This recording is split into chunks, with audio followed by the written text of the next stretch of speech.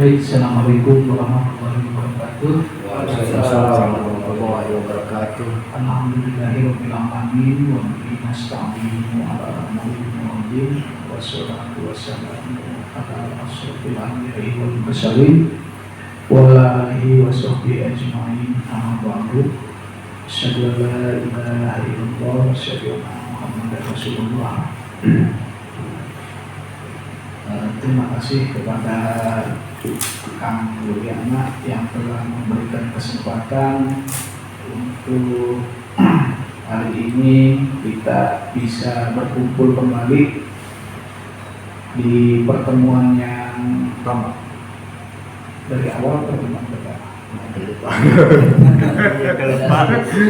Udah banyak yang tidak terhitung. Tidak terhitung pertemuannya di majelis yang mulia ini.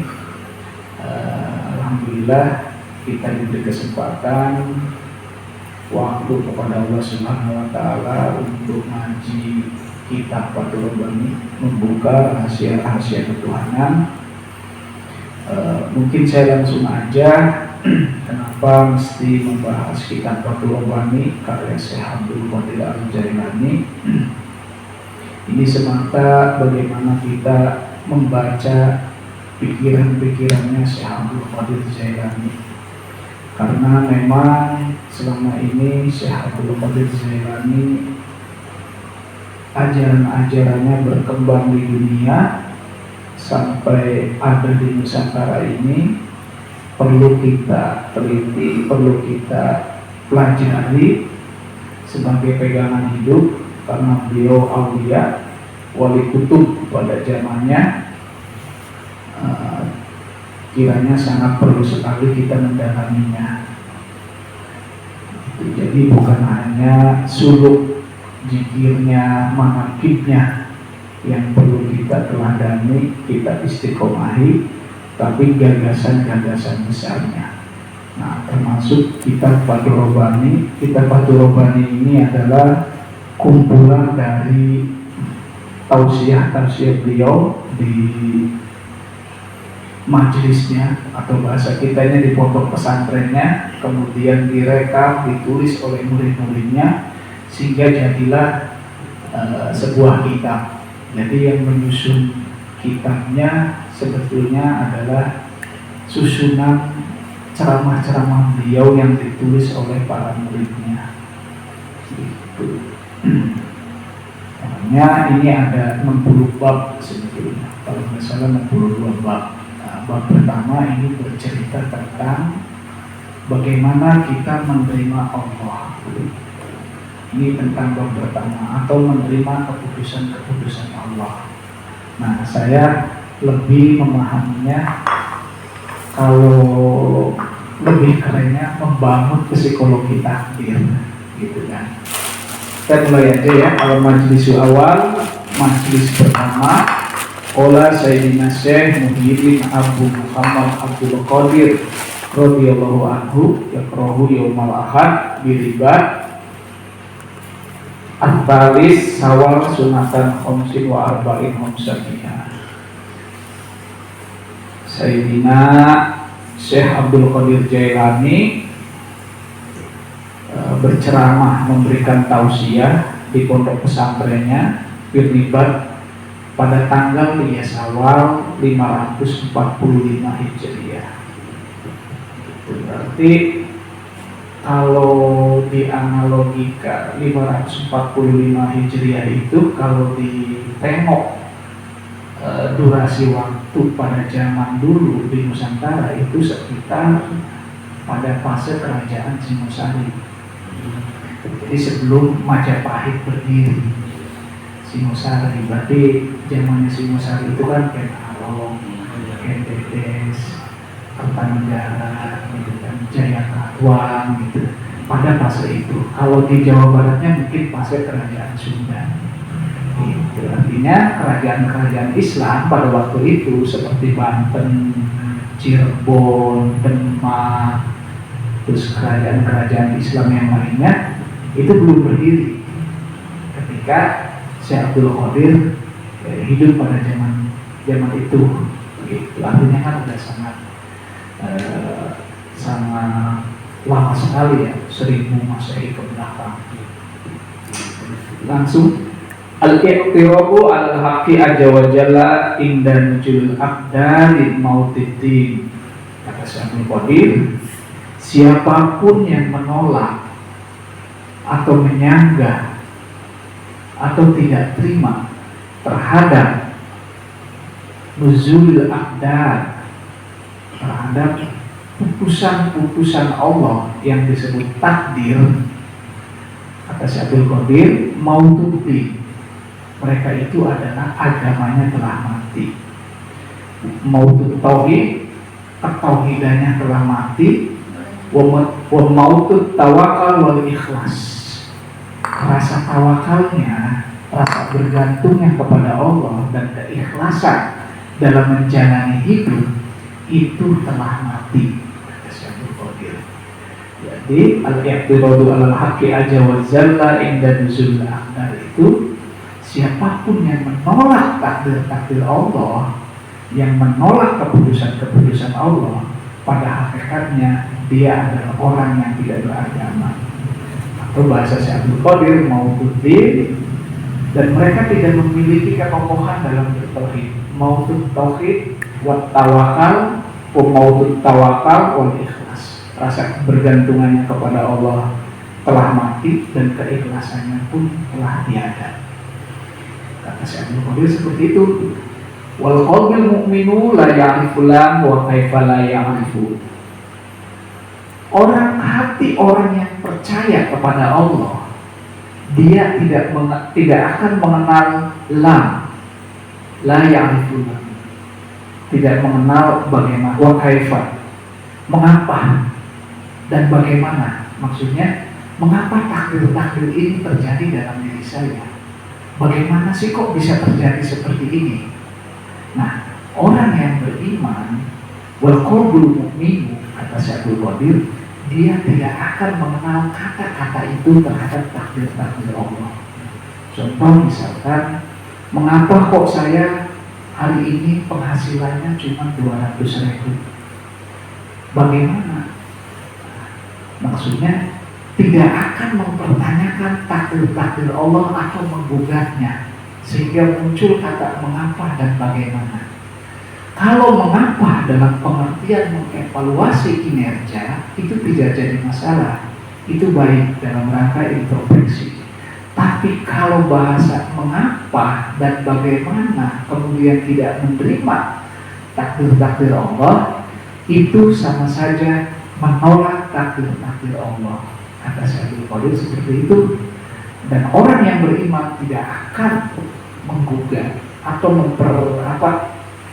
menolak takdir-takdir tersebut. Balik nafsu kullaha mukhallafatun munazza'atu. Syaikhul Qadir berkata, atau orang mukmin berkata, sesungguhnya yang menimpa kepedihan-kepedihan jiwa diakibatkan oleh pembelotan dan menentang munazza'atu, faman arada solaha fal yujadiha hatta ya'manu sabita. Jadi kepedihan-kepedihan hati, rasa kecemasan, rasa gelisah, itu diakibatkan oleh pembelotan dan pertentangan terhadap takdir-takdir Allah. Faman arada solaha, barang siapa yang ingin menghilangkan kepedihan-kepedihan hati atau penderitaan-penderitaan hati, fal yujahiduha hatta ya'manu sabita, maka hilangkanlah rasa mengeluh terhadap takdir, sehingga keburukan-keburukannya terhadap hati, kepedihan-kepedihannya menjadi hilang. Syaikhul Qadir seperti itu. Jadi kepedihan hati, kesedihan, kegelisahan pada hakikatnya itu diakibatkan oleh pembelotan dan menentang takdir-takdir Allah. Bagaimana cara menghilangkannya? Kata Syaikhul Qadir, barang siapa yang hilangkanlah rasa protes, mengeluh terhadap takdir-takdir tersebut. Nah, pertanyaannya, takdir itu apa sih? Nah, itu kan, ini yang menjadi pokok pembahasan umat Islam. Setiap takdir Allah pasti nyata, pasti ada, sangat nyata sekali kalau bicara takdir. Nah, kalau dihitung dari durasi waktu, kita ini biasanya pikiran kita mendefinisikan waktu itu ada waktu kemarin, masa lalu, masa yang sedang kita jalani, dan masa yang akan datang. Pertanyaannya, takdir Allah itu apa? Dan terjadinya seperti apa? Kalau ingin mengetahui takdir Allah, nyatanya seperti apa? Nah, kita bedah, takdir itu adalah sesuatu yang nyata dan yang sedang kita alami. Itu takdir Allah. Dan bagaimana kalau misalkan peristiwa-peristiwa yang sudah terjadi itu sudah terlewati dan tidak mungkin dikembalikan kembali. Jadi takdir Allah seperti apa? Takdir Allah adalah sesuatu keputusan-keputusan Allah yang hari ini sedang kita jalani, yang hari ini sedang terjadi. Itulah takdir Allah. Yang belum datang, yang disebut masa depan, itu belum menjadi takdir, belum menjadi keputusan-keputusan yang terjadi. Artinya kemungkinan bisa terjadi atau tidak terjadi. Artinya takdir yang belum terjadi. Jadi takdir itu seperti apa? Yang sedang kita jalani. Itulah takdir. Bagaimana yang sudah terjadi? Ya itu sudah terlewati dan tidak mungkin kembali lagi. Makanya si Abdul Qadir menekankan iktiradu, siapapun yang menolak gitu kan. Alal haqi aja wajalla inda nujulul aqdar mautudin. Siapapun yang menolak takdir-takdir Allah, sama saja agamanya telah mati. Artinya siapapun yang tidak menikmati, tidak menerima kehidupan hari ini yang sedang kita jalani, sama saja dia tidak beragama. Kenapa disebut tidak beragama? Karena dia tidak mampu menikmati anugerah-anugerah dan kebaikan Allah yang sedang dia jalani. Kapan jalaninya? Ya hari ini yang sedang kita jalani. Kalau hari ini tidak bisa kita nikmati, tidak bisa kita memanfaatkan kehidupan hari ini yang sedang kita jalani, sama saja dia tidak menerima keputusan-keputusan Allah. Jadi takdir itu adalah keputusan Allah yang sedang kita alami.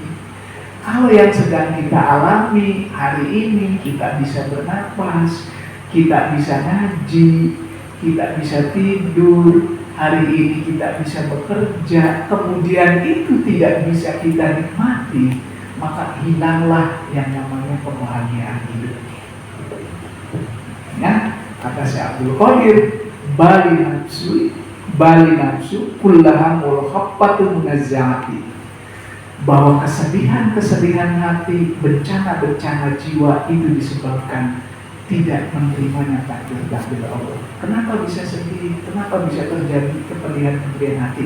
Karena tidak mampu menikmati hari ini, tidak mampu mendayagunakan potensi-potensi yang sedang kita jalani, dan bisa jadi tidak mensyukuri nikmat Allah. Di penghujungnya seperti itu. Jadi menikmati takdir itu, percaya terhadap takdir itu, kalau dalam perspektif kejiwaan adalah mendayagunakan potensi kita, memanfaatkan waktu kita, dan menikmati, mensyukuri hidup kita yang sedang kita jalani. Itulah yang disebut percaya terhadap takdir.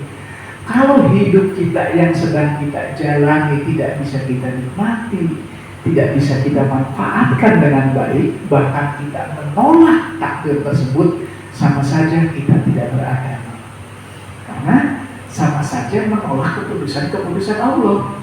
Jadi takdir itu adalah sesuatu yang nyata, yang terjadi pada momentum hari ini yang sedang kita jalani. Kalau hari ini kita jalani masih ngeluh terus, misalkan, terus kita sering mengalami tidak menerima kondisi gitu kan. Terus kok hari ini saya penghasilannya 200 juta, kok 200.000 misalkan. Kok hari ini saya sakit. Nah, bagaimana ketika kita sakit? Itu takdir Allah enggak? Itu takdir Allah. Terus apakah perlu diobati? Kan harus diterima. Jadi begini, orang yang menolak takdir maksudnya adalah orang yang tidak menerima kondisi-kondisinya disertai rasa takut terhadap kondisi yang sedang dia jalani. Ketika dia sakit, boleh nggak diobati? Ya wajib diobati, tapi jangan mengeluh dalam proses mengobatinya. Menerima dia kondisi sakit dan menerima dia untuk bekerja, berikhtiar dan mengobati. Gitu. Jangan mengeluh dengan kondisi sakit. Terima aja bahwa oh iya saya hari ini sedang sakit. Tugas saya selanjutnya adalah mengobati tanpa mengeluh, tanpa gundah, tanpa cemas. Itulah takdir Allah. Gitu. Jadi mengobati dengan tidak mengeluh dan berkeluh kesah. Maksudnya seperti itu. Kalau kita menerima takdir kita dalam kondisi kita lagi sakit atau dalam kondisi usaha kita bangkrut, ya berarti kita terima bahwa kita lagi bangkrut. Tugas selanjutnya adalah kita mengevaluasi cara kerja kita supaya apa? Supaya tidak bangkrut lagi tanpa berkeluh kesah. Jadi yang tidak boleh itu berkeluh kesahnya, bukan berikhtiar. Misalkan, oh saya bangkrut, ya udah takdir, berarti saya nggak perlu kerja lagi. Nah kalau itu parah, kalau itu justru menentang keputusan Allah sebetulnya. Gitu. Yang tidak boleh itu berkeluh kesahnya, tidak menerima kondisi kemudian berkeluh kesah, memunculkan energi negatif. Yang namanya orang berkeluh kesah pasti energinya negatif. Gitu. Jadi ketika kondisi kita usahanya lagi bangkrut, berarti harus ikhtiar, harus evaluasi diri tanpa keluh kesah. Berarti Allah menghendaki kita bangkrut dan menghendaki kita mempelajari kok bisa bangkrut. Allah menyuruh kita untuk mengevaluasi diri kok bisa bangkrut. Berarti harus ditingkatkan. Jadi berarti Allah lagi mendidik kita. Tanpa harus berkeluh kesah. Keluh kesah itu adalah energi negatif. Yang tidak boleh itu membentuk energi negatifnya, bukan menghentikan usaha-usaha atau ikhtiar kita, bukan gitu. Nah ini jangan salah kaprah ya. Ada konsep orang memahami kepasrahan diri, menerima takdir, tapi nggak mau usaha gitu. Itu mah sama aja ngatur Allah gitu, menentang keputusan Allah justru. Gitu. Lanjut ya. Kullaha syarrun fi syarrun fa idza juhadat wa atmanat sarat kullaha khairun fi khairin.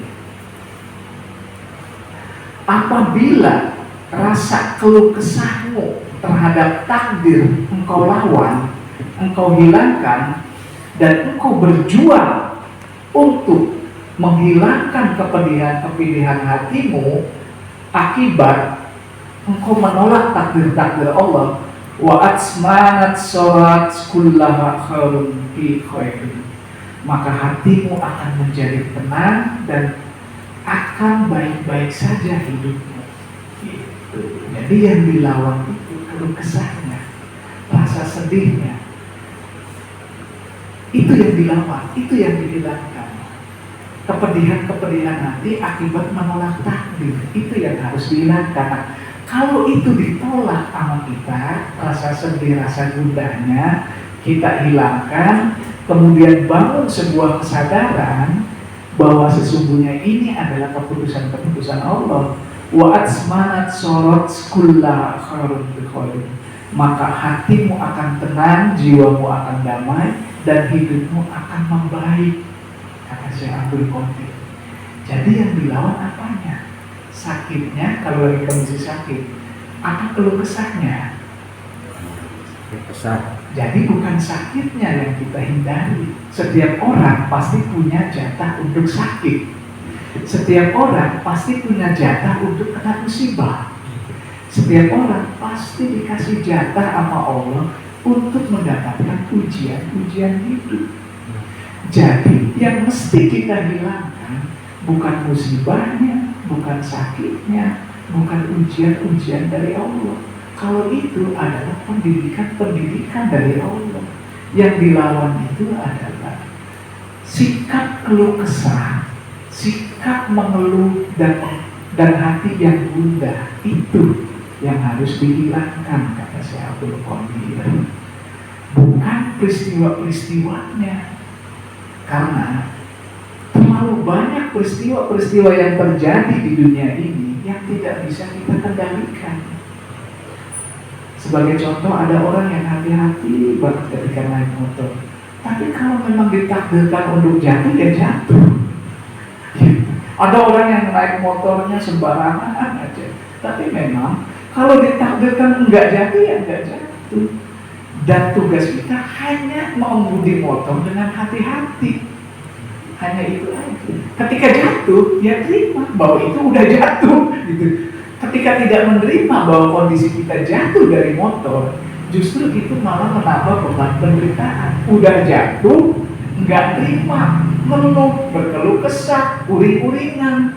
Pas pulang, istrinya disalahkan, tetangganya disalahkan. Dan ketika mengeluh, maka bersiap-siaplah penderitaan itu akan terjadi berlipat-lipat. Penderitaan jatuh, udah jatuh, mengeluh, berarti kan berlipat-lipat. Itu. Jadi yang dihilangkan adalah mengeluhnya terhadap kondisi takdir. Bangunlah kekokohan jiwa, kekokohan hati bahwa peristiwa itu sudah terjadi, dan nikmatilah kondisi hari ini, momentum hari ini yang sedang Allah takdirkan kepada kita. Ketika jatuh, ya udah nikmati. Kalau nggak dinikmati, malah mengeluh, tambah sakit. Lebih baik dinikmati. Oh, bagaimana cara menikmati orang yang jatuh? Ya nikmati, oh saya jatuh, berarti saya harus hati-hati. Berarti saya mengemudikan motornya harus terus siap-siaga dan berhati-hati. Itulah orang yang menikmati takdir. Ketika sakit, bagaimana cara menikmati sakit?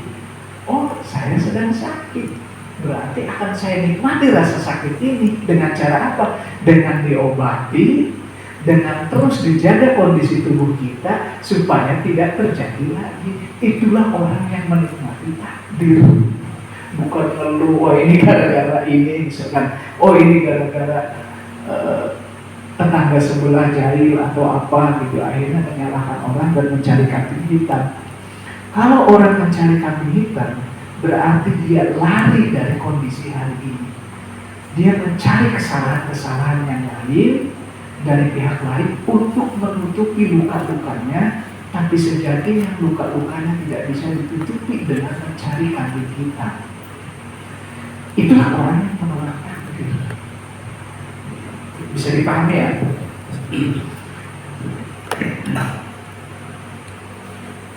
Tasiru muwaffaqati fi jami'i ta'ata wa fi tarki jami'il ma'asi fahina idin yaqulu laha. Sejatinya jiwa manusia itu selalu selaras terhadap takdir-takdir Allah semuanya, wa fi jami'i ta'ati wa fi tarki jami'il ma'asi. Dan jiwa manusia sejatinya selalu menaati Allah, wa fi tarki jami'il ma'asi, dengan meninggalkan kemaksiatan hatinya. Jadi hakikatnya, kata Syekh Abdul Qadir, jiwa manusia itu pada dasarnya menerima takdir Allah. Tapi karena ada energi negatif, ada hawa nafsu, ada pikiran buruk dan suuzon terhadap Allah, maka dia menolak takdir-takdir Allah. Wa fi tarki jami'il ma'asi, dan sejatinya jiwa manusia itu pada dasarnya meninggalkan kemaksiatan. Jadi menolak takdir Allah itu sebetulnya adalah kemaksiatan hati, dosa hati. Dosa hati itu ya dosa yang paling besar.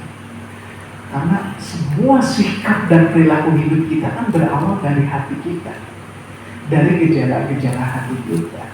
Nah, kalau gejala hati kita menolak takdir Allah, itulah yang disebut kemaksiatan hati.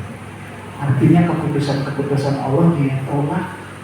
Nah, efeknya seperti apa? Efeknya sangat dahsyat sekali ketika menolak takdir Allah.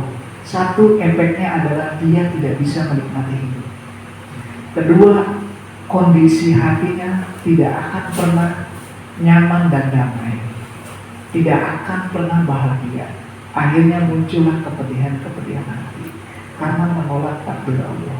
Dan hakikat menolak takdir Allah, kalau kita bisa simpulkan, hakikatnya adalah tidak bisa menikmati anugerah-anugerah hidup yang sedang kita jalani. Itu hakikat orang menolak takdir Allah. Kalau hari ini kita lagi butuh, lagi ngaji, ya udah kita nikmati. Ada kopi, ya kita minum kopinya. Gitu. Jadi sebenarnya orang menolak takdir Allah. Kalau ada kopi, kopinya diminum, tapi pikirannya ke Coca-Cola. Itu menolak takdir Allah. Ketika pikirannya di Coca-Cola, tapi dia minum kopi, yang nyatakan kopi, ini ya, kopi. Tapi pikirannya mintanya Coca-Cola. Sementara kenyataannya yang ada di genggaman tangannya kopi. Kopinya diminum nikmat enggak? Enggak, karena dalam pikirannya ada Coca-Cola. Coca-Colanya bisa dimiliki enggak? Enggak, karena hanya imajinasi. Jadi orang yang menolak takdir Allah adalah orang yang terjebak oleh imajinasi dan ilusi-ilusi kehidupan. Itulah orang yang menolak takdir Allah. Sehingga anugerah dan kebaikan Allah yang ada di dalam dirinya, yang ada di keluarganya, kenikmatan-kenikmatan hidup yang sedang dia jalani, dia tidak bisa menikmati sama sekali karena dia terjebak oleh imajinasi dan ilusi-ilusi kehidupan. Makanya mau din matinya agama, kata Syekh Abdul Qadir. Wa mau tauhid, rasa keesaan bertauhidnya hilang. Kenapa sih bertauhidnya disebut hilang atau mati? Karena tidak mengesahkan Allah. Orang yang menolak kebaikan Allah itu sama aja tidak bertauhid. Sama aja dia ingin mengambil keputusan-keputusan lain di luar keputusan Allah. Artinya tidak bertauhid itu dia melakukan proses perlawanan, pertentangan dan peperangan terhadap Allah. Karena tidak bisa dan tidak menerima keputusan Allah. Makanya orang yang melawan keputusan Allah, itulah yang disebut mautut tauhid, orang yang tauhidnya telah mati. Wa mautut tawakal, rasa bergantung kepada Allah telah mati. Wal ikhlas, dan tidak memiliki keikhlasan dalam menjalani hidup. Itulah orang yang secara psikologi yang keluar dari jalur-jalur takdir Allah. Jadi sebetulnya psikologi takdir itu adalah orang yang nyaman dan bahagia karena dia menikmati takdir-takdir Allah kehidupan hari ini sepenuh hati dengan keikhlasan dan begitu nyaman menikmatinya. Karena hidup yang sedang dia jalani, dia menikmati betul karena punya kesadaran bahwa inilah takdir yang terbaik. Walaupun dalam kondisi sakit, dia sangat merasakan sakit inilah yang terbaik bagi dirinya. Karena kalau tidak sakit, mungkin ada peristiwa-peristiwa lain yang di luar pengetahuan dia yang membahayakan dia. Dan ketika orang sakit, pada dasarnya itu adalah dalam rangka menyeimbangkan kondisi tubuh. Dan berarti kalau keseimbangan kondisi tubuhnya dibentuk dalam proses sakit, berarti pada dasarnya rasa sakit itu adalah rahmat bagi dirinya. Jadi kesimpulannya adalah tidak ada takdir Allah itu yang buruk. Semuanya indah, penuh kenikmatan dan penuh rahmat. Kenapa disebut buruk? Karena pikiran kita yang suuzon terhadap Allah, yang berburuk sangka terhadap Allah. Walaupun dalam usahanya kondisinya bangkrut, mungkin itu yang terbaik bagi Allah. dalam perspektif Allah, bukan dalam perspektif hawa nafsunya. Jadi yang menolak takdir itu hakikatnya bukan hati nurani manusia, tapi hawa nafsunya. Nah, indikator untuk mengetahui kapan saya bisa mengetahui saya menerima takdir Allah atau belum, indikatornya apa? Indikatornya sederhana.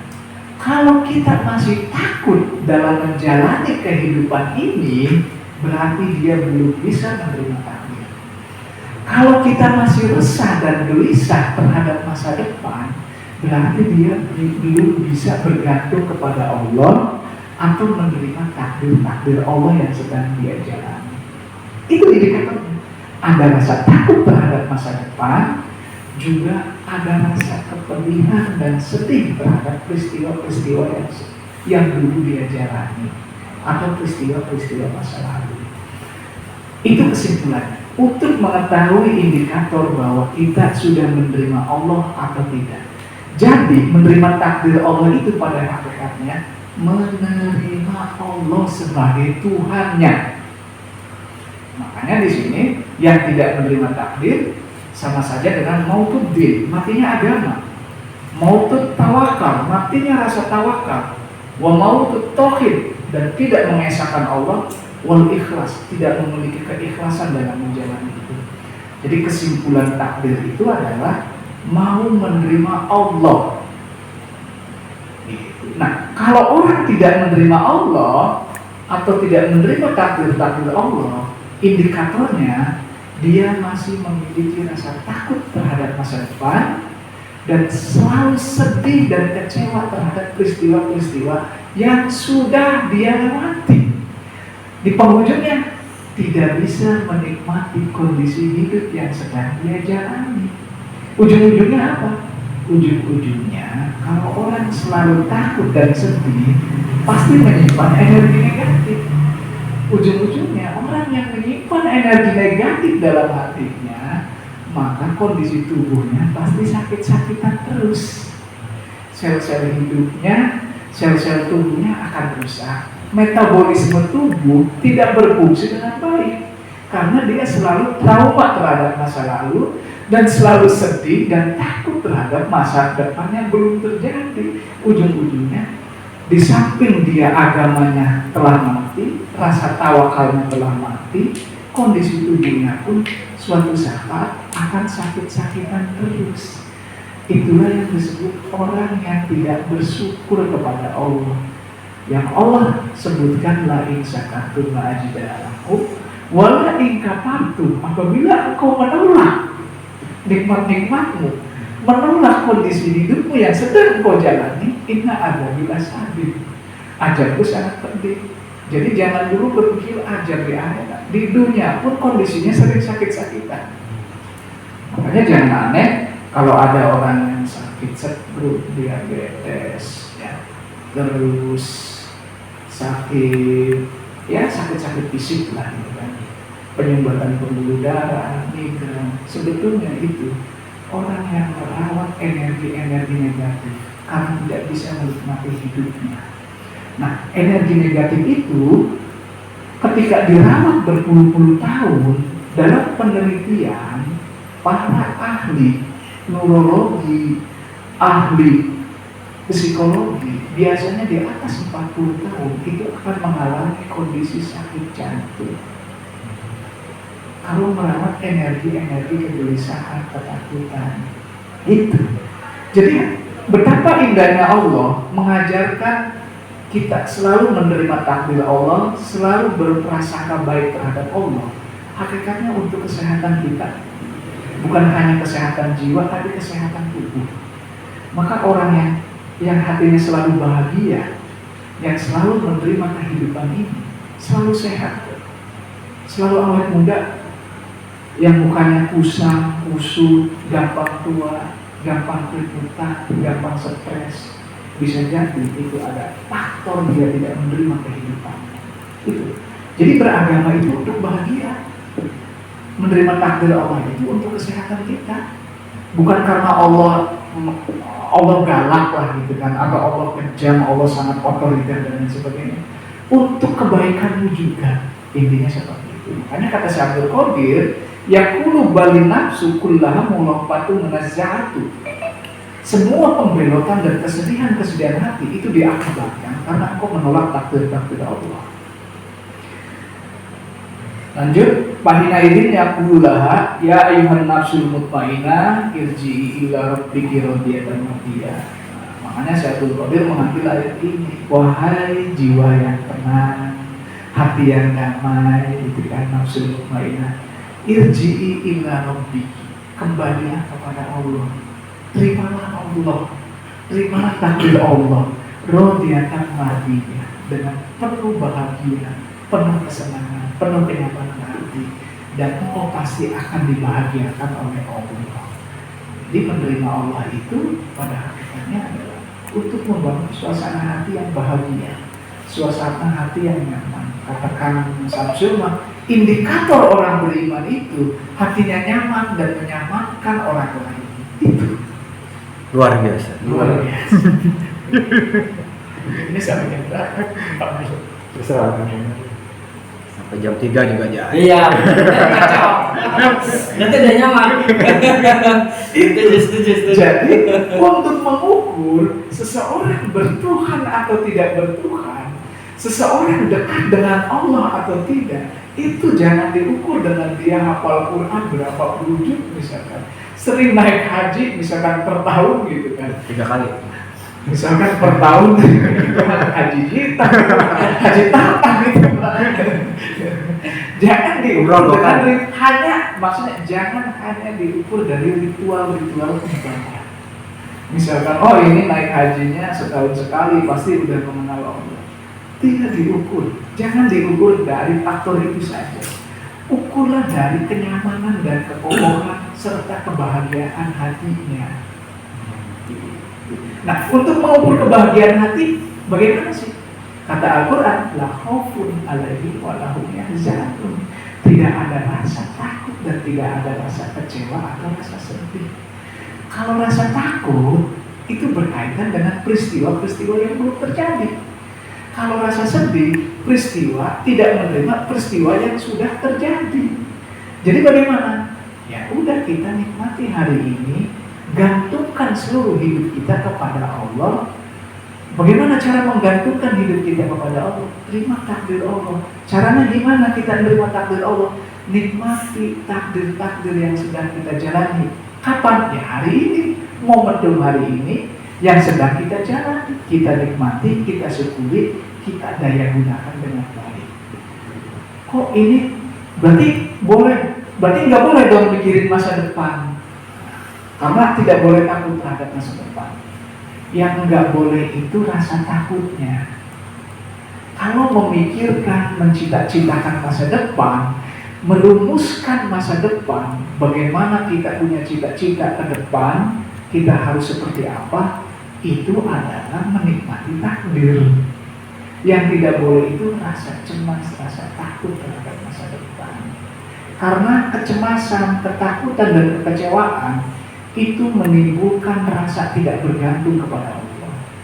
Jadi bergantung kepada Allah itu pada hakikatnya adalah mensyukuri nikmat Allah dan menikmati hidup kita yang sedang kita jalani. Kalau merumuskan masa depan, wajib kita rumuskan. Yang tidak boleh itu energi negatifnya yang nempel dalam hati kita berupa ketakutan dan kesedihan. Tuh. Lanjut ya. Yusyasihulaha tauqon, rasa rindu bersemayam pada jiwa yang tenang karena menerima takdir-takdir Allah. Wa yazulu anha saruha wala tata'allaqu bi syai'in minal makhluqat. Keburukan-keburukan akan menjauhinya karena kita selalu bergantung kepada Allah. Wala tata'allaqu bi syai'in minal makhluqat. Karena kita bergantung kepada Allah, wala tata'allaqu bi syai'in minal makhluqat. Janganlah engkau terikat, tergantung kepada segala sesuatu dari makhluk-makhluk Allah. Ini dalam sekali ya, kita tidak terikat dan tidak tergantung kepada makhluk Allah. Maksudnya, janganlah engkau menggantungkan kebahagiaanmu kepada orang lain, karena orang lain tidak akan sanggup menanggung atau menjamin kebahagiaanmu. Yang menjamin kebahagiaan hidup adalah Allah sendiri. Berarti kalau begitu nggak boleh dong kerjasama dengan orang lain. Nah, kalau kerjasama itu bukan definisi kebergantungan. Kalau kerjasama itu adalah membangun kemitraan, saling bekerja sama. Tapi menggantungkan kebahagiaan hidup itu tidak boleh. Karena sejatinya yang memberikan kebahagiaan hidup itu Allah. Kalau kerjasama dengan makhluk itu sangat diakhirkan karena kita makhluk sosial. Jadi kerjasama itu bukan ketergantungan, tapi kemitraan. Gitu. Jadi jangan sampai melakukan kebahagiaan hidup kita kepada orang lain, karena orang lain pun terbatas kekuatannya, dia bukan Tuhan. Sesuatu yang terbatas, dia pun butuh Allah, butuh makhluk lain, tidak mungkin bisa menjamin kebahagiaan. Gitu. Yusikuhu nasbuha minal abiha Ibrahim alaihissalam. Perumpamaan orang yang sudah tidak terikat kebahagiaan hidupnya kepada makhluk lain dan selalu bergantung terhadap takdir Allah, itu perumpamaannya seperti abiha Ibrahim alaihissalam. Jadi seperti kanjeng Nabi Ibrahim, orang yang tidak menggantungkan kebahagiaan hidupnya kepada makhluk, sudah tidak terikat lagi dan selalu menggantungkan kepada takdir-takdir Allah. Itu seperti Nabi Ibrahim, makomnya Nabi Ibrahim. Jadi menerima takdir Allah hakikatnya itu adalah membangun makom kenabian. Makanya saya benar-benar memperumpamaannya seperti Nabi Ibrahim. Fa'innahu khorajani nafsihi. Sesungguhnya Nabi Ibrahim itu sudah keluar dari hawa nafsunya, sudah tidak terikat lagi terhadap hawa nafsunya. Wa baqiya bila hawa yajri wa qalbihi. Dan tidak ada sisa-sisa hawanya yang bersemayam di dalam hatinya. Al-hawa, ada an-nafs, ada al-hawa. Jadi dia sudah tidak terikat, sudah keluar dari hawa nafsunya, atau sudah keluar dari keegoannya. Ego bergantung kepada orang lain, ego ingin, nafsu itu ego lah bahasa kita ya. Bisa juga secara umum nafsu itu ya baik jasad kita, rohani kita, pikiran kita, itu nafsu secara umum. Kalau nafsu secara spesifikasi itu bisa ego, kecintaan terhadap diri. Kalau al-hawa itu adalah syahwat-syahwat yang bangkit akibat stimulus luar. Contoh kita melihat wanita seksi, syahwat kita timbul. Kalau syahwat itu sudah ada dalam fitrah kita, seperti keinginan-keinginan kita untuk memenuhi kesenangan-kesenangan jasad kita. Ingin makan, ingin minum, ingin seksualitas, itu syahwat. Tapi yang tidak boleh itu volumenya dibesarkan, itu tidak boleh. Itu. Jadi volumenya tetap dalam kondisi kecil atau sedang-sedang saja. Makanya kata Al-Quran, kulu wasrobu wala tusrifu.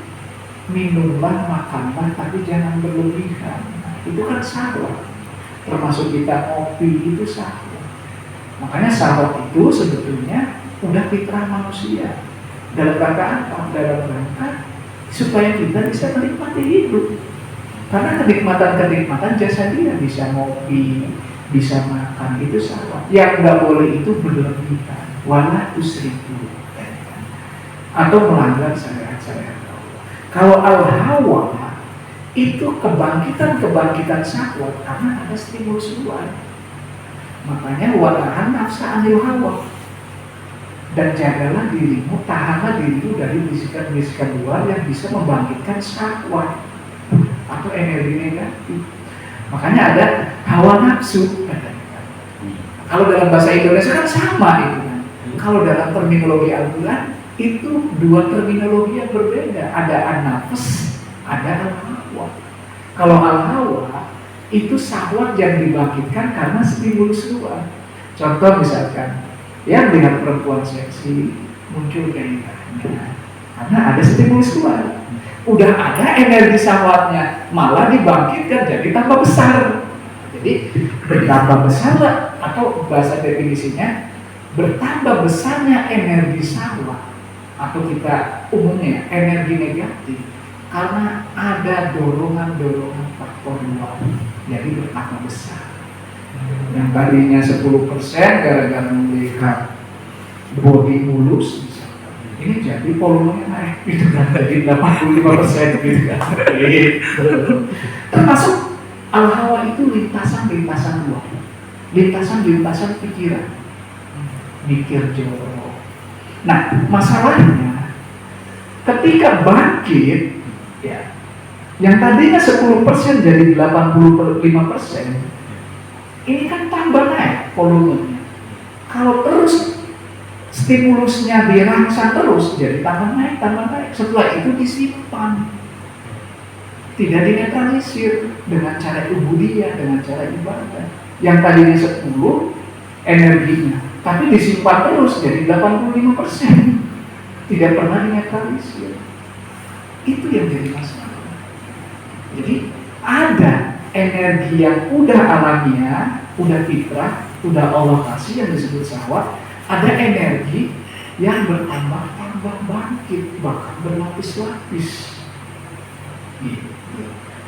Nah, Nabi Ibrahim itu kata si Abdul Qadir, fa'innahu kharaja ani nafsi. Dia sudah keluar dari egonya, dari keinginan untuk memenuhi ego-egonya. Wabaki bila hawa yajri wa qalbihi, dan sudah tidak ada sisa lagi energi-energi negatif yang dari rangsangan-rangsangan luar, yajri wa qalbihi, yang selalu melintas di dalam hatinya. Sakana ja'alu anwa'u minal makhluqat.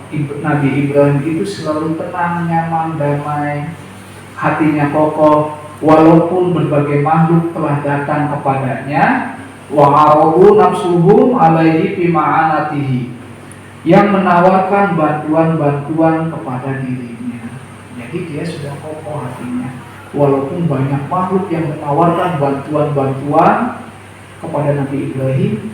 Pada hakikatnya kata Nabi Ibrahim, hatiku selalu bergantung kepada Allah. Adapun bantuan-bantuan lain hakikatnya dari Allah, bukan dari makhluk. Maksudnya seperti itu. Dan dia sudah tidak menggantungkan diri terhadap bantuan-bantuan dari makhluk. Maksudnya begini, menggantungkan diri terhadap bantuan dari manusia, maksudnya apapun bantuan dari manusia itu hakikatnya dari Allah, bukan kita bergantung kepada manusia. Gitu.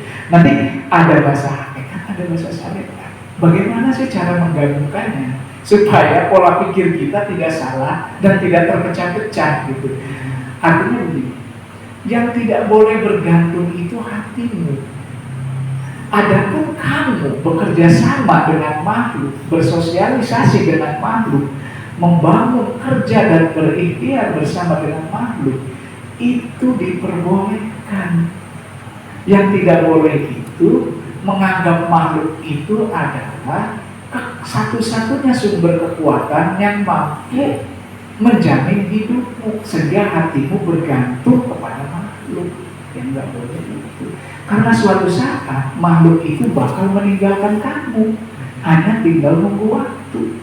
Seperti saya di sini ngisi pengajian, hanya nunggu waktu untuk meninggalkan majelis ini. Jadi janganlah bergantung kepada saya. Kalaupun saya bisa ngisi pengajian ke sini, itu hakikatnya takdir. Supaya kita bisa menggabungkan mana bahasa syariat, mana bahasa hakikat, atau antara syariat dan hakikat itu tidak bertentangan. Nah, orang yang mententangkan bahasa syariat dan bahasa hakikat, ya seperti tadi, ketika sakit, ya udah takdir Allah, nggak perlu diobati. Gitu. Ya ujung-ujungnya mati. Gitu. Gitu. Itu maksudnya begitu. Jadi di penghujungnya adalah mengkondisikan hati. Di penghujungnya adalah ibadah hati. Jadi kita kembali lagi bahwa terlalu banyak peristiwa-peristiwa yang nanti yang kita jalani itu di luar kendali kita. Di luar kendali kita. Pikiran kita tidak bisa mengendalikan. Kalau kita waktunya ketipu ya ketipu. Kalau waktunya cilaka ya cilaka. Makanya dalam Al-Quran setiap orang pasti punya jatah untuk cilaka. Setiap orang pasti punya jatah untuk kena musibah. Setiap orang punya jatah untuk kena cobaan. Mau gimana pun. Makanya kata Al-Quran, ma asoba min musibatin fil ardi wala fi anfusikum illa bi kitabin min qabli an tabarroha.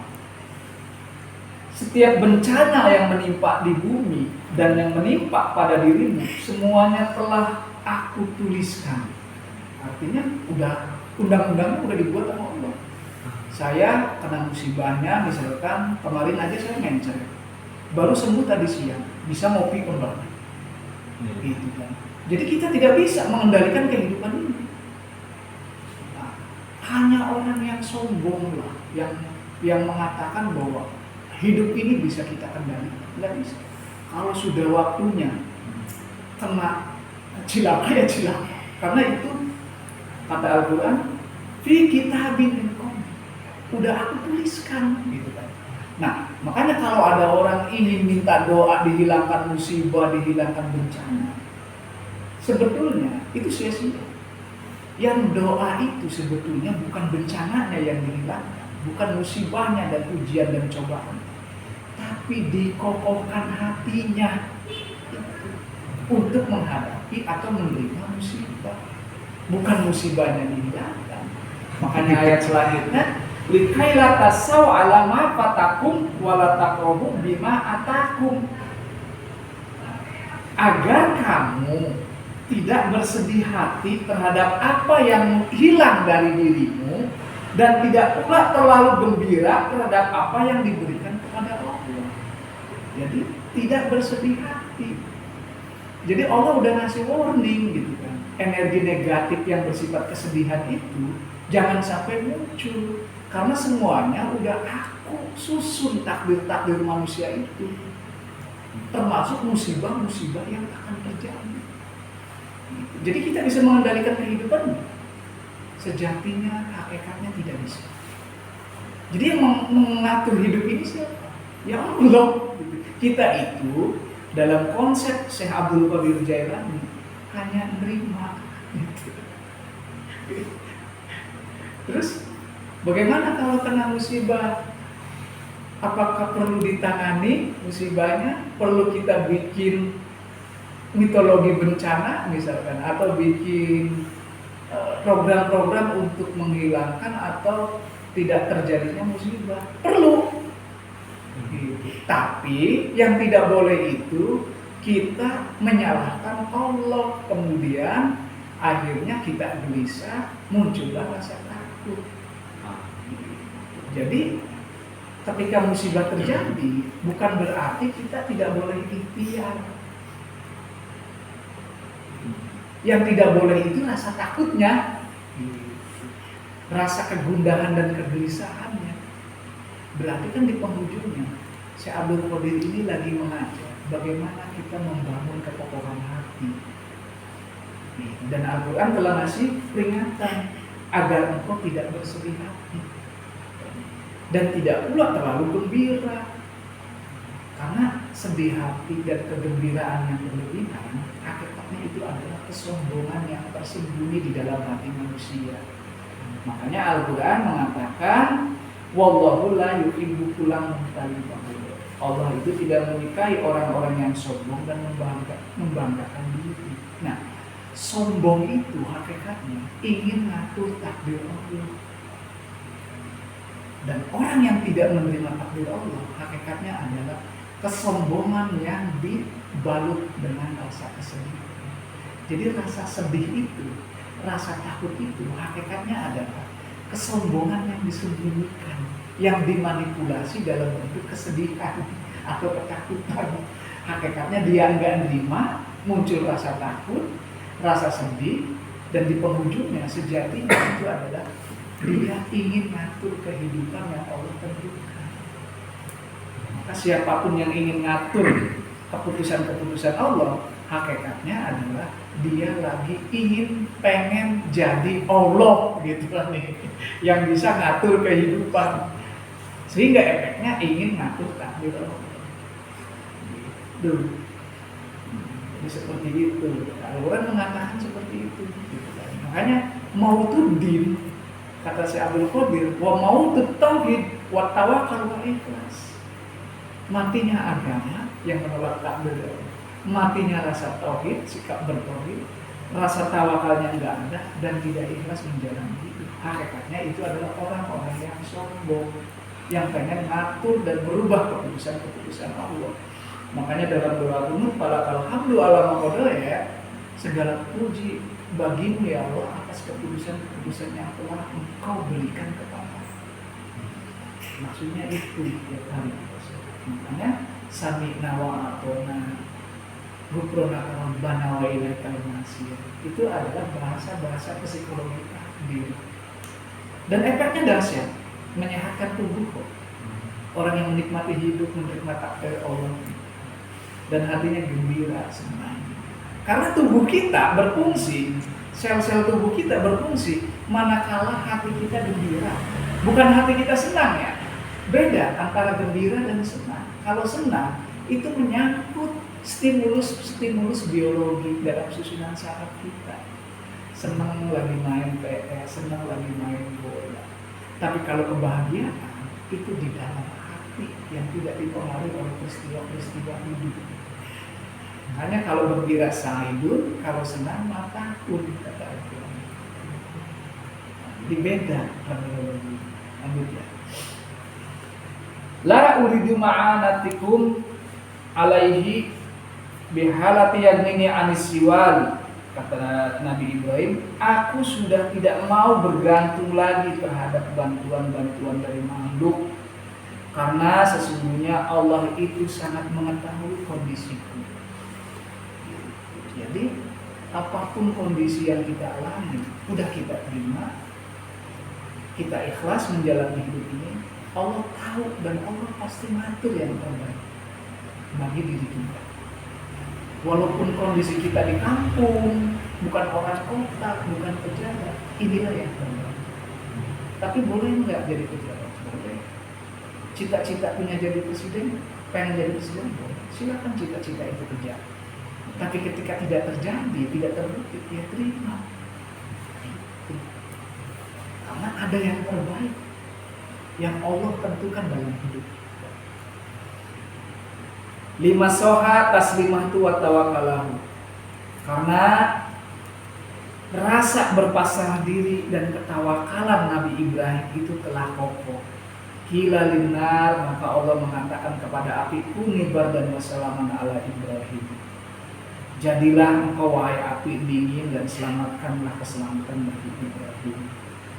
Ma'unatullahi azza wa jalla lisobiri ma'ahu fid dunya bighairi hisab. Pertolongan Allah ketika manusia menerima takdir Allah hanya untuk orang-orang yang bersabar dalam menerima takdir Allah. Sabar menerima takdir Allah maknanya apa? Bukan berarti ya udahlah karena saya memang miskin ya udah saya terima. Saya nggak perlu usaha, nggak perlu kerja. Bukan itu. Kalau itu adalah malah melawan Allah. Gitu kan.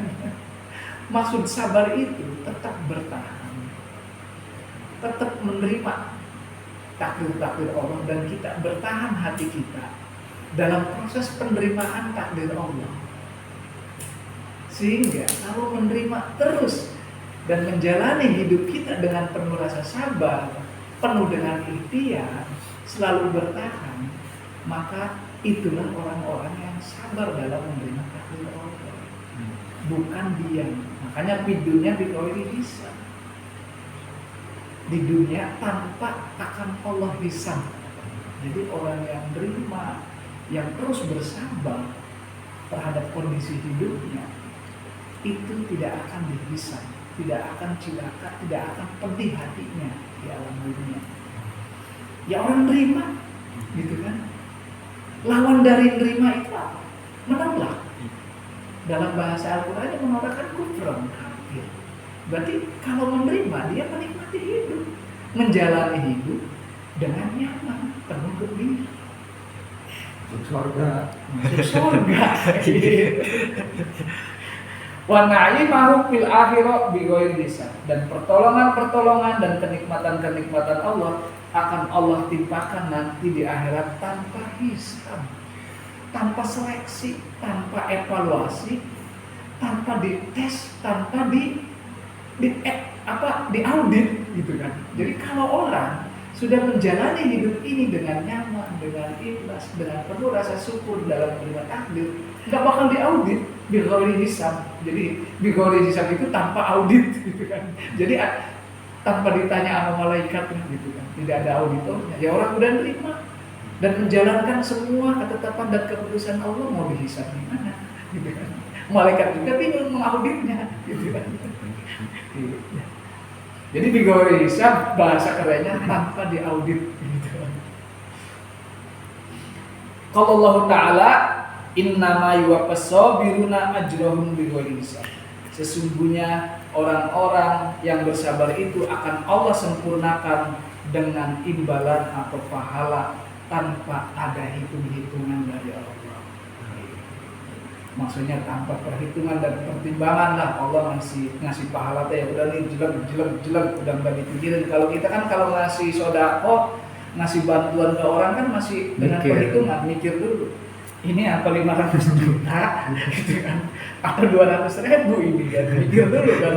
Kalau 200.000 misalkan ini kurang gede, kalau 500 juta kegedean kan belum buat listrik, belum buat.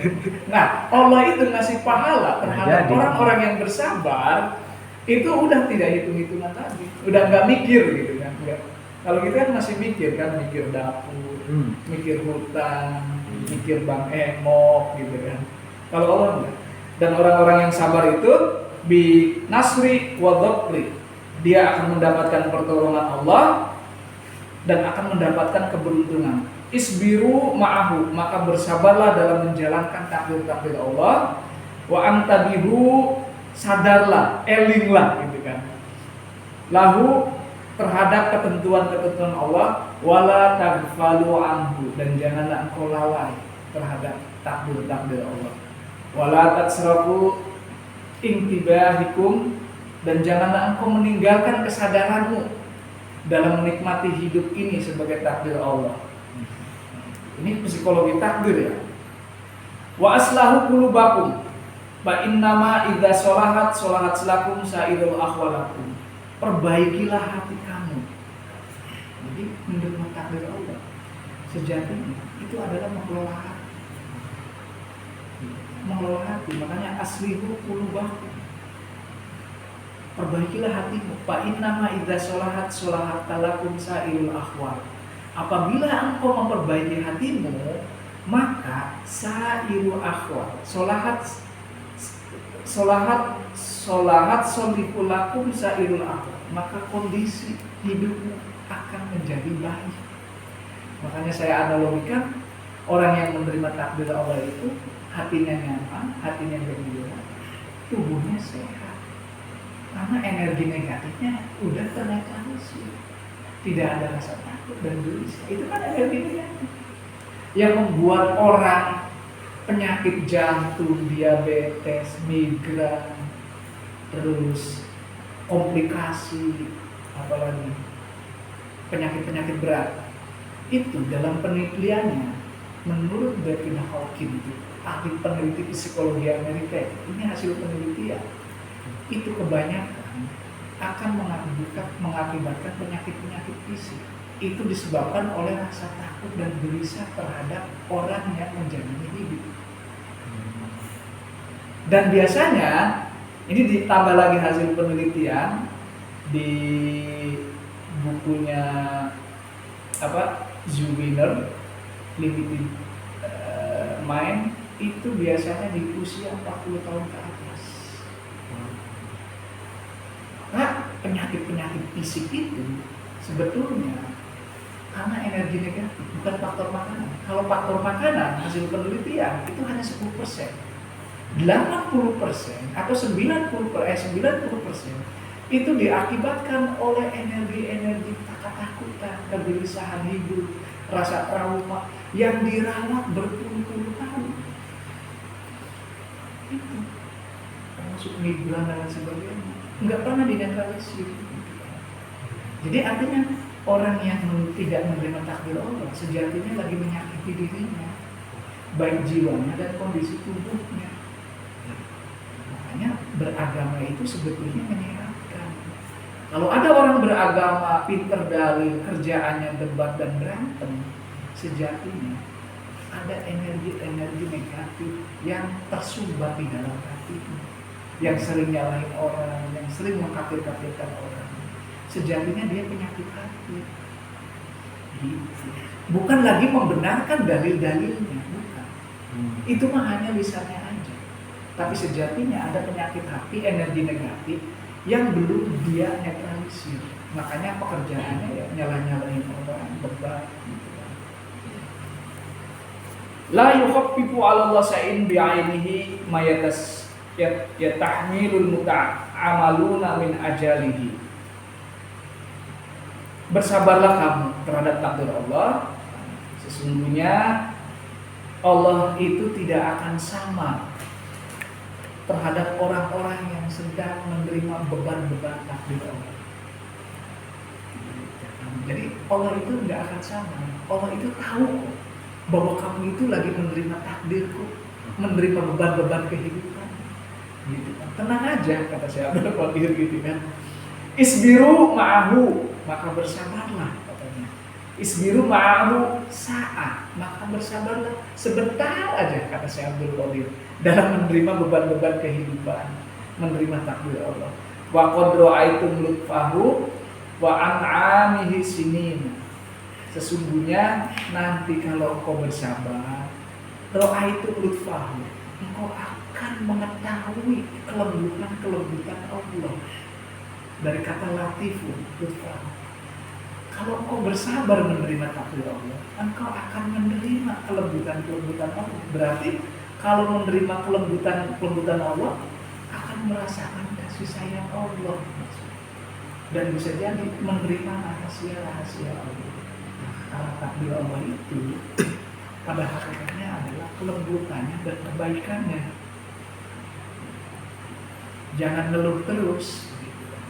Kalau ngeluh, yaitu energi negatif. Mana mungkin orang yang merawat energi negatif bisa menerima kelembutan dan kasih sayang Allah. Karena saking lembutnya ada rahasia yang tidak kita ketahui. Makanya orang yang tidak mengetahui kebaikan Allah, rahasia-rahasia Allah, pasti suuzon, pasti buruk sangka. Ketika dalam kondisi kemarin corona, ini ada apa sih? Padahal ada hikmah-hikmah kebaikan di dalamnya. Orang waktunya bisa dewasa untuk bersama keluarga, kondisi alam stabil kembali, bumi tidak banyak menerima beban karena energinya stabil dari energi listrik, energi lain. Karena kan banyak perusahaan-perusahaan yang tidak menggunakan energi. Itu kan kelembutan Allah untuk menseimbangkan kondisi alam. Kan ada yang meninggal dunia, ya emang meninggal dunia apa gitu kan? Kan orang mau hari ini cepat atau lambat kan, kalau udah waktunya meninggal kan meninggal. Tapi kan perlu menjaga kesehatan, ya perlu menjaga kesehatan itu perlu sebagai bentuk rasa syukur. Bentuk kita mensyukuri kondisi tubuh, menjaga kesehatan, bukan dalam rangka ketakutan yang ada nempel di dalam hati kita. Itu bedanya. Orang yang menjaga takdir Allah dalam bentuk kesehatan yang dilandasi oleh rasa syukur, itu suasana hatinya nyaman. Beda dengan orang yang menjaga kesehatan tapi karena rasa takut sakit, itu kondisi hatinya beda. Jadi yang membedakan adalah suasana dan kondisi hati. Nggak bedanya orang yang bekerja karena rasa takut miskin, takut kelaparan, dengan orang yang bekerja karena ingin mensyukuri nikmat Allah. Ikmalu Daud ala da'ali Daud syukur. Bekerjalah kamu wahai keluarga Daud untuk mensyukuri nikmat-nikmatku. Itu suasana hatinya beda. Jadi orang yang bekerja dengan rasa takut kelaparan, itu suasana hatinya selalu gelisah. Mau dapat duit mau enggak, suasana hati itu selalu tidak nyaman. Karena ada rasa takut, energi yang terus bergumam di hati.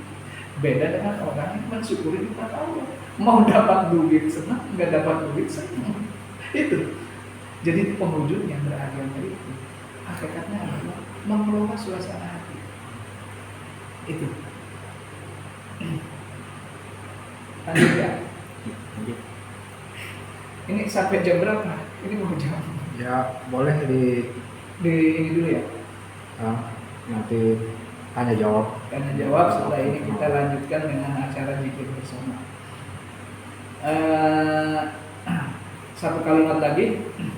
Bin isbiru ma'ahu apa? Oh ya, wala tatsrafu in bitahikum. Janganlah engkau meninggalkan kesadaranmu. Ini. Apabila wa aslahu qulubakum fa innaha idza sholahat sholahalakum sairul akhir. Apabila engkau merawat dan menjaga hatimu, memperbaiki hatimu dan menerima takdir-takdir Allah, sholahalakum sairul akhir. Kondisi hidupmu akan baik dan akan nyaman. Siap itu tentang tema tentang psikologi takdir. Selanjutnya ya kita ngobrol bareng-bareng, mau tanya jawab, mau ngobrol sambil ngopi, monggo gitu. Mungkin hanya itu aja materinya, dilanjutkan dengan materi ngobrol bareng atau dialog bareng. Nah, untuk malam Selasa yang akan datang temanya adalah kekokohan hati. Kalau ini menerima Allah atau psikologi takdir, selanjutnya tema yang akan datang adalah membangun kekokohan hati atas Abdul Qadir. Mungkin hanya itu aja yang bisa saya sampaikan. Saya akhiri penyampaian materi ini dengan wassalamualaikum warahmatullahi wabarakatuh. Assalamualaikum warahmatullahi wabarakatuh.